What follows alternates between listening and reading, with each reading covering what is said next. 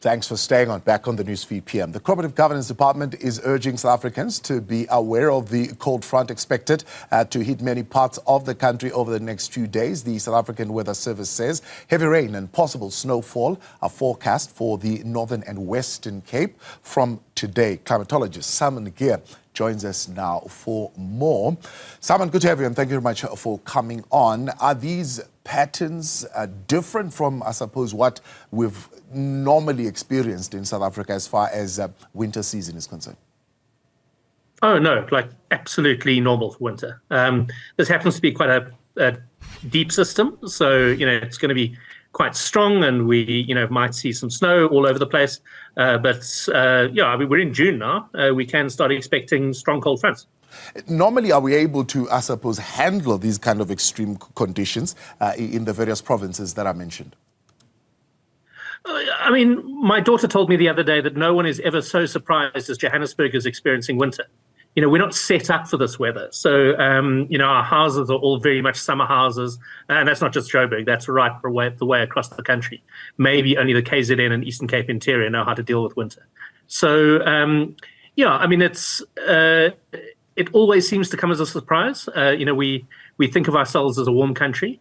But I think the real problem is going to come when mountain passes begin to get closed on Monday and Tuesday. Yeah. When do these events or these systems become hazardous? I mean, you drop in temperature. Okay, we know in Joburg, for example, you've got braziers that are brought into the house, causes a lot of fire, and so on and so forth. We've seen some snowfall blocking roads, for example, I think last year in Durban, and some people dying there because of the low temperatures. But generally, when do they turn hazardous?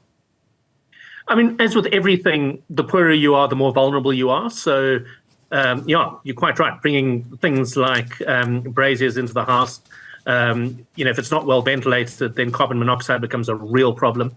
Obviously, people getting trapped on mountain passes, particularly very remote ones, can be a problem. There's going to be strong winds and severe storms all the way along the Southern Cape Coast. And in fact, I saw footage from Cape Town this morning with very, very strong wind and heavy rain.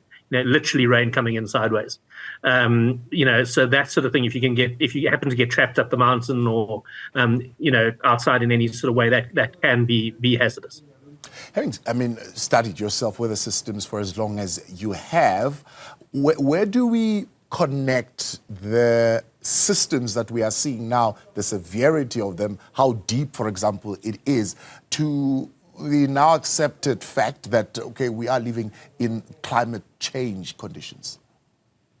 I mean, we're definitely living in climate change conditions. Whether this individual system is a sign of that, I think is, you couldn't really scientifically pin that.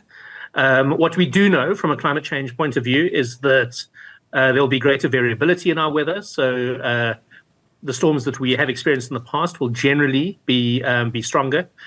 Droughts will be deeper. Floods will occur more often. Hurricanes will probably occur more often as well.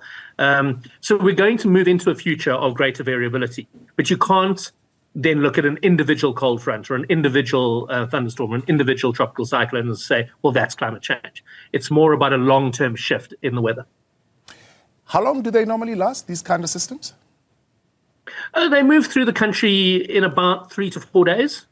So it's been over Cape Town this morning. It'll hit Durban probably on Sunday afternoon, and then exit our system out to the east.